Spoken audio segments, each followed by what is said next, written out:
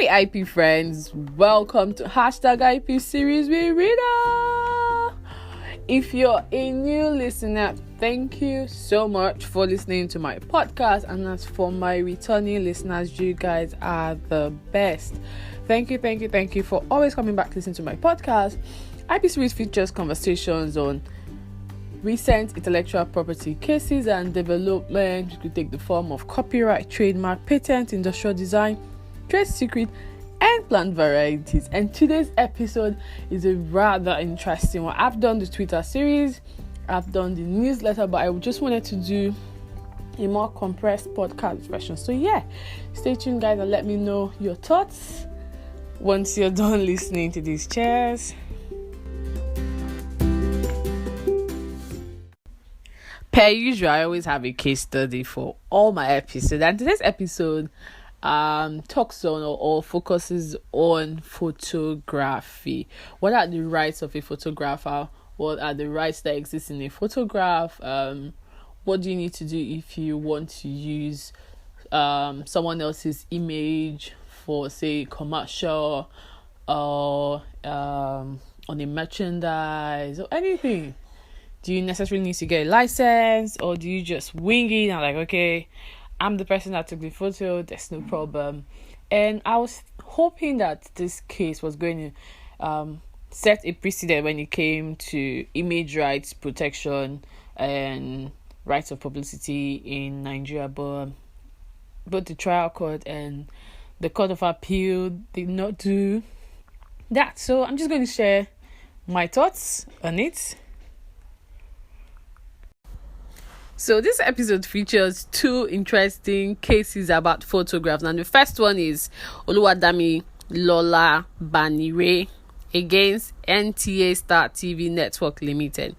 Now in 2014, Banire sued NTA Star for using her photograph on billboards along the streets of Akure and Abeokuta for promotional purposes without her consent. I wonder, when we are dealing with intellectual property, consent, permission, authorization, that is CPA, is very important. You also have to do your due diligence and investigation to determine the chain of title, to know who the real author of the photograph or IP work is. And then she was suing them for 50 million naira. But there's a twist in this case. And the twist is, Banire's former employee was a person that actually took, or the company that actually took the picture. The company is called Virtual Media Network Limited. They were the ones that took the picture and then licensed it to NTA Star TV. And we know that one of the ways an IP owner can commercialize or monetize their content is through licensing or assigning rights for royalties. So Virtual Media Network licensed the photograph of Banire through a channel license agreement to NTA Star, and Banire was not aware of this arrangement. So at the trial court, which is a high court, the Federal High Court. My apologies, guys. Federal High Court is the court that has the jurisdiction to hear IP dispute in Nigeria. Now, the Federal High Court, she lost the case and she appealed. And recently, the Court of Appeal held and were of the opinion that her claim for image rights and thought of passing off did not apply. And when talking about the issue of ownership, like who owns the photograph and the copyrights in the photograph, it was her former employer, that is Virtual Media Network Limited, that owned the photograph. Now, the law states whoever takes the picture or creates the work is the initial author. And so the case was dismissed. That was how Banire lost in that case. Now, case number 2 is a very interesting one too, and also has a bit of licensing issues in it. Now, in the year 1981, Lynn Goldsmith, who is a celebrity photographer, was on assignment for Newsweek. She did take pictures of the late Prince, and that collection was never published. However, in 1984, Vanity Fair ended up licensing one of those pictures, one of the late Prince pictures that Lynn Goldsmith took from Goldsmith's agency to use it for artistic. The purpose was for artistic use of an illustration, which was then commissioned to Andy Warhol as an artist reference. Then in 2016, Vanity Fair republished that artwork illustration done by Andy Warhol to commemorate the late Prince's death without the consent. Then they published that picture without the consent of the photographer, that is Lynn Goldsmith, who took the picture, and they did not even pay for it. This is a rather interesting one because from the beginning of the story you find out that they had licensed the picture from Goldsmith's agency, so they had gone to the real person, the real author of that photograph, and then came years later, 2016, to republish that work they had created of Goldsmith photograph. And we know that it's only the author of a work that has the right to republish, to distribute to the public, to license, to assign, to do all the exclusive rights belongs to the author. Now, because of what the Andy Warhol Foundation did, the photographer Lynn Goldsmith sued them, filed a suit at the New York Federal Court against the Andy Warhol Foundation for copyright infringement. And it was during the trial that she found out that they had gone ahead to create 15 extra silk screen and pencil artwork called Prince series, and it was one of them that was republished or that appeared on the magazine cover published by Condé Nast, who had licensed it from the Warhol Foundation. So you're seeing that this other person who published the photograph did not even do his investigation, but just assumed that the Andy Warhol Foundation was in charge or had the right to the photographs. And during the trial, they had responded to Goldsmith's suit, saying that they had not violated her copyright, and they won at the trial court. Now, Lynn went ahead to appeal. So our cases for today are two appealed cases. Now, Lynn appealed to the Second Circuit Court of Appeal, and in March 2021, the courts ruled in her favor. So she ended up winning at the Court of Appeal, and the court stated that Andy Warhol, that's the foundation's use of the Prince's picture, was not fair use. Now, fair use applies when you are using a work not for commercial purpose, maybe for research. You're doing you're criticizing the work, creating a parody for research purpose, for educational purposes, qualify as fair use. In Nigeria, it's called fair dealing. So this is a United States case, this is a US case.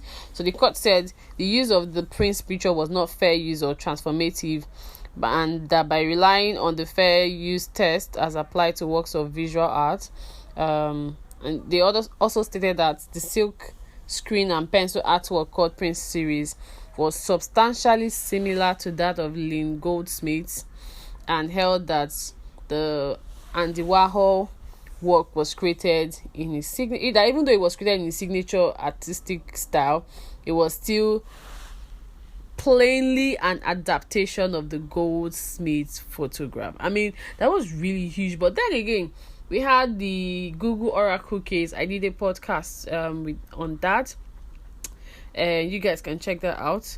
And different dynamics. So each IP case is very peculiar, and comes with its own decisions and precedent. Now, I was hoping that the Nigerian case would have set a precedent for image rights and rights of publicity, but the court thought otherwise. So my commentary for this case is as follows. So things that came to my mind when I came across the case were, one, how copyright and human rights were interplayed, how they sort of just fused into one another. So while it might be you have the right to privacy, there is the copyright aspect we said. So you might have your rights, but then if I take a picture of you, I'm the owner of the work, and then I get to decide how that picture or photograph in question would be used. So what that happens to your right to privacy? Looking at image right on the bigger scale, when dealing with celebrities, we've had several cases of paparazzi suing celebrities and winning in courts, all because of the issue of authorship. That is something that people take for granted. Copyright is the only intellectual property that gives you automatic protection from the moment your work is created in a fixed or a tangible form or medium. So because of that, doesn't mean that if someone was being featured in a photo, it grants the person who took it the right how they can use the person's picture without their consent. Surprise, surprise, the answer is yes. I know, right? Like, I mean, I'm even surprised with my response, but yeah, that's it. The law states that under the Nigerian copyright law, it states that the person who creates the work shall be the initial author. And an author, when talking of photographic work, is defined as the person that took the photograph. And in the Banire case, it was virtual media that took the photo, so they are the author of that photograph, which means the picture belongs to the employer and not Banire. So in an instance where someone was hired or is an employee and they take that photo, that work is going to belong to the person. That's the person that hired them or the employer. However, that can change. What would change is if there's a contract. If a contract was signed and stated that, even if I hired you, you still own the picture, then fine. I don't think that Banire was initially hired for the sole purpose of having her picture taken, either as a model or whatever. But the reason why the photo was taken and how it was going to be used was never disclosed to her. And this is where I feel the my opinion, though, that I feel the human rights aspect played out in this particular case. Because as a citizen of Nigeria, Section 37 of the Nigerian Constitution, please read your constitution, guys. Election is coming up. Read your, unless you use the F word, but just read the constitution, so you know what your rights are under the constitution. Anyway, Section 37 says you have your right to privacy. So I can just be sitting and someone takes a picture of me and decides to use it for something that, it's not good for me. I don't have a say. I can begin to, imagine how she felt when she saw her pictures on billboard and she was not being compensated for it. So we're going to look at the fair use factor. The fair use factor that was used to analyze the anti-Warhol case. So I had briefly stated that fair use basically means you're using the work for non-commercial purpose. You're not making money from it. So you basically don't require the consent, permission, or authorization of the owner of the work. Now, in this Warhol case, what the court used to determine that the use of the picture, the initial picture, was not fair use was one. So the United States have what is called the 4-factor test for fair use, which includes one, the purpose and the character of the use, which includes whether it was for commercial purpose, and publishing that photo in that magazine was clearly for commercial purpose because they were still going to sell it. It wasn't like a non-profit thing where they just publish and they give it out for free. People were actually buying the magazine. Now, what's the nature of the copyrighted work? The court stated that Goldsmith's photograph was original, it was creative, and it was not published. It was unpublished. While Warhol's picture retained certain elements of Goldsmith's picture without modifying it to be new. So it was like, oh, they just added few highlights here and there, and like, okay, this is our own version. They didn't even do anything. So if you've read the newsletter, my newsletter, and also the tweets, I did put side by side picture of the work. Then also the amount and substantiality, how much was taken from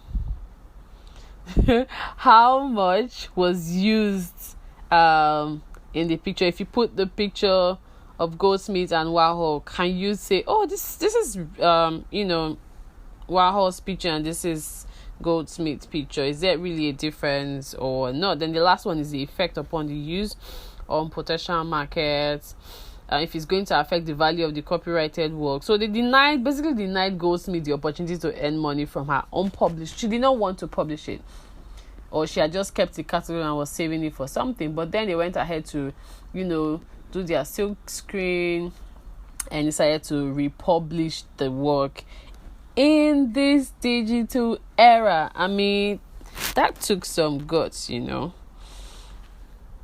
One other interesting thing about this case is the principle of consent, permission, authorization. And that's something that a lot of people take for granted, especially within our jurisdiction. Now, even though a license agreement was signed between Vanity Fair and the Warhol in 1984, fast forward to 2016, you can't still think or imagine that license agreement will still be binding when it wasn't stipulated in the contract that, oh, you can use it for the next 20 to 25 years. Do you get my meaning?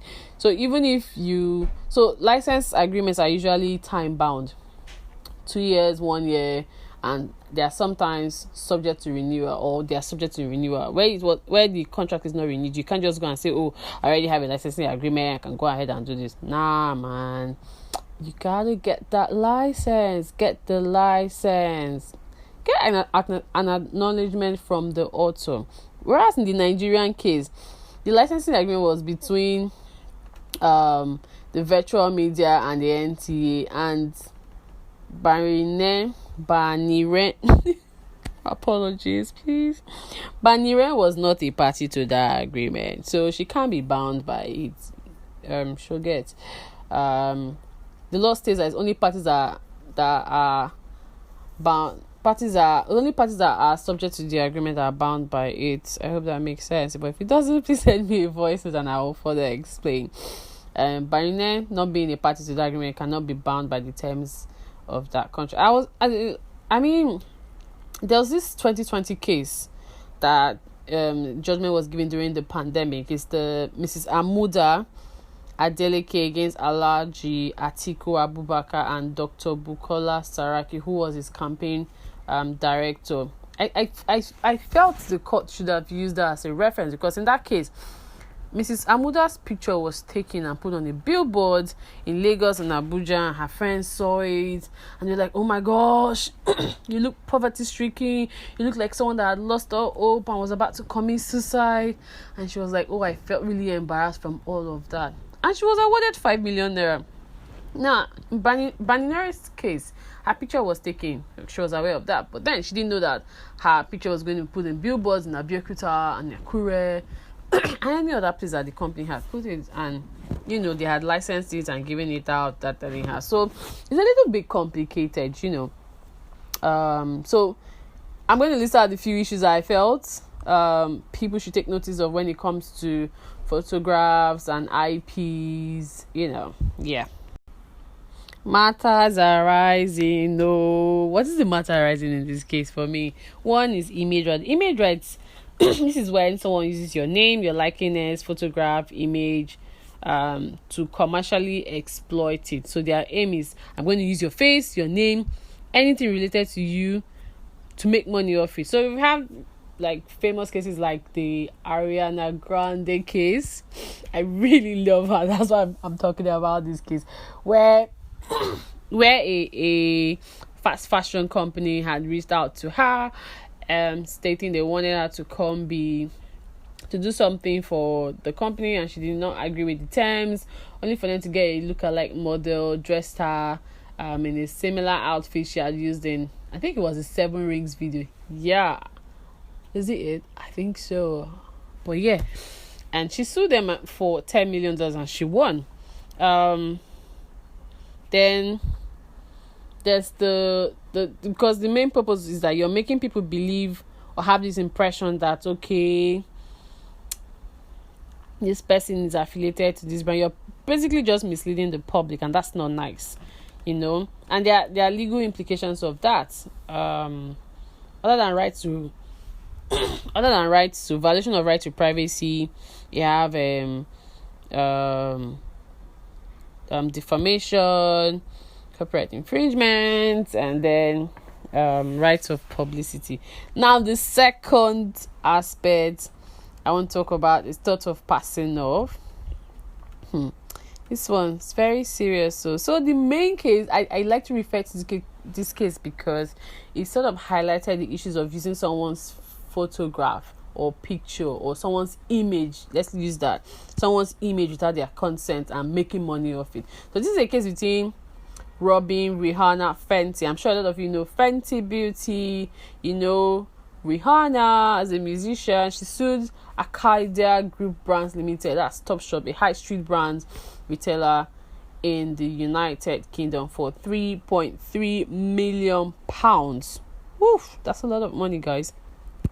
Now, they had used a picture of her from one of her video shoots for her Talk video in 2011. Used the picture from 2011 on their t-shirts, and she had asked them to take it down because she had previously done a couple of works with them, and instead of them to go back and ask, okay, we want to use this picture of you on our merch, what do you think, let's pay, sign the contract, blah. But they didn't do that. It just made people feel like, okay, Rihanna is affiliated with this, so there's like a misrepresentation as to the source of good. I know that when we're talking of trademarks, trademark is like a source identifier. So if I see Rihanna's picture on something, I want to get it because I love Rihanna and I love Fenty. I love what she's done with Fenty anyways. But yeah, it can also influence the consumer's decision to buy the shirt. The shirt was actually going for, initially it was for £22, then it went on sale for £3. So, and it was tagged Icon Tank. So you can imagine. So, but if you're going to sue for a thought of passing off, you must show these three things: that you have a goodwill and you have reputation. Rihanna is popular, really famous. No one will see Rihanna and is like, oh, I don't know her. Who doesn't know Panda Replay? Then you must also show that the person is misrepresenting you.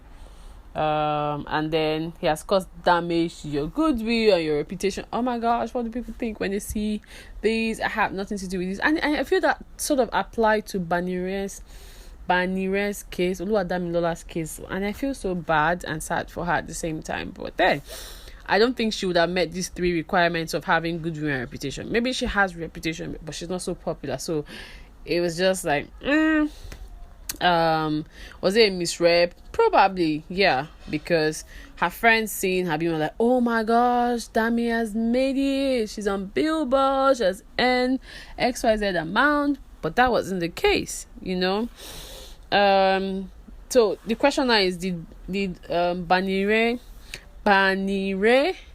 meet the requirement to succeed in a claim for thought of passing off? I don't think so. But then at the end of the day, Rihanna won, and the court ordered Topshop to pay for her legal fees and also restrain them from creating further t-shirts with her picture on it. So the next one is license agreement. I don't know if you guys can, I hope you can hear my dog barking in the background, but yeah. So license agreement basically means I'm giving you permission to use my work for a fee. It could be an exclusive arrangement where it's just you and one person. It's just like the NTA and virtual media case. It was between virtual media and NTA. You have the right to use this photograph of Banire in your billboard, advert, and whatever.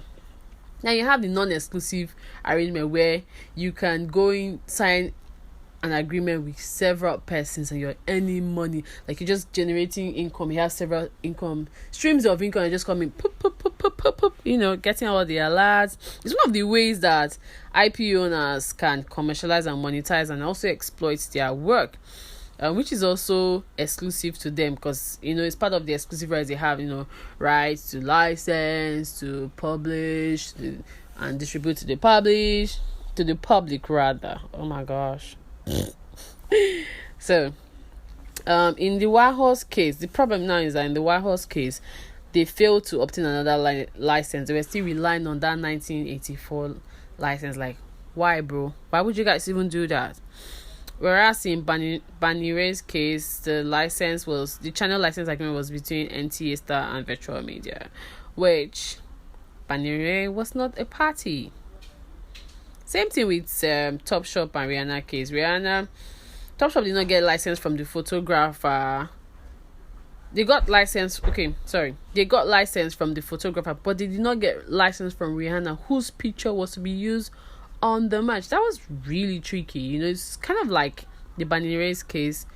You've gotten license from Virtual Media. Okay, what about the person whose image is on it? That's like, it takes a lot to be able to prove that. But Rihanna's case is special because she is a celebrity.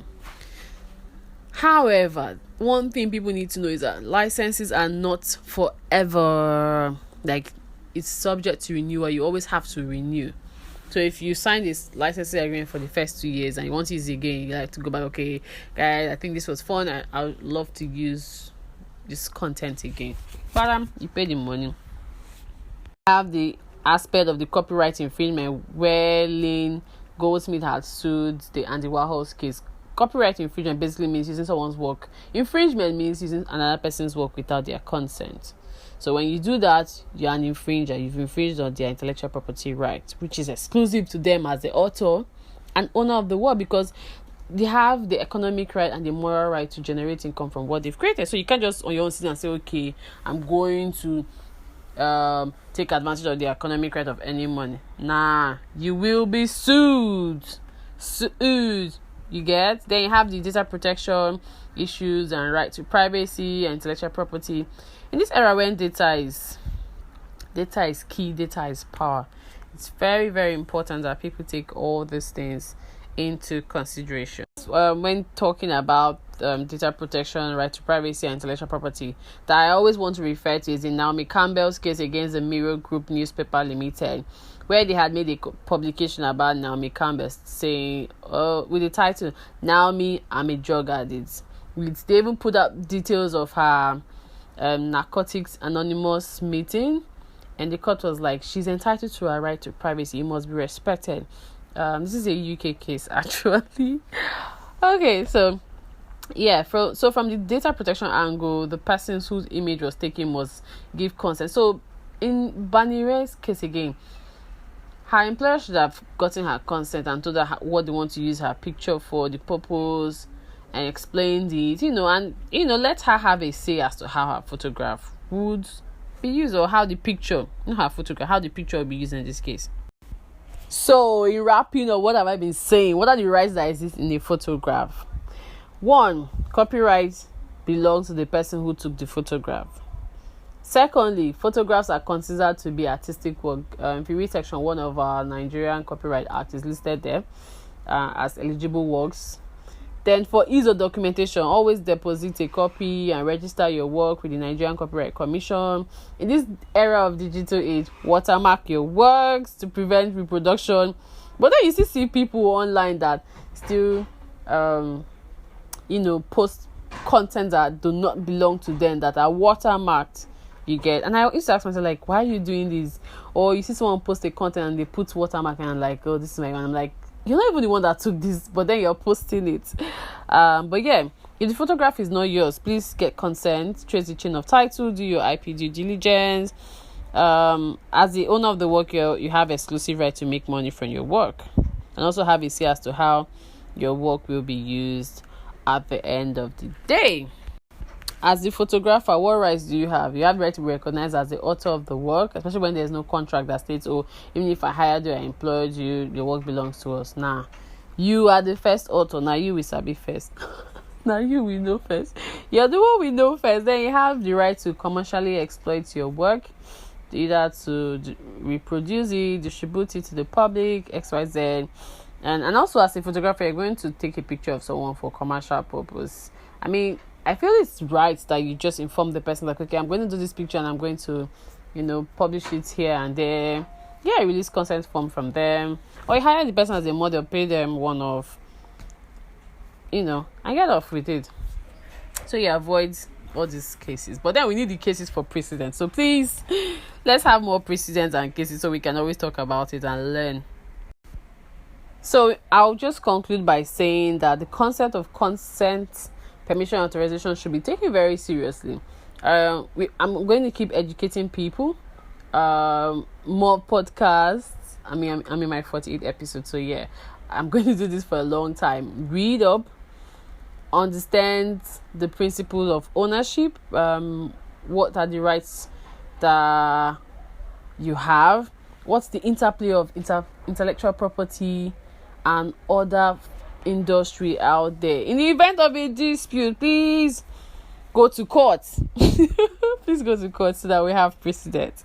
But if you don't want to go to court, you can also opt for out of court settlement, through mediation, arbitration, negotiation. But yeah, that's it for today.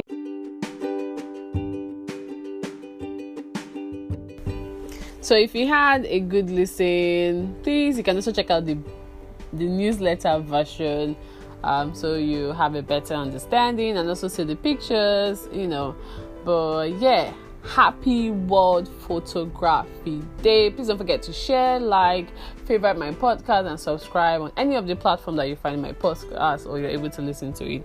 Thank you, guys, and see you in episode 48. Bye-bye.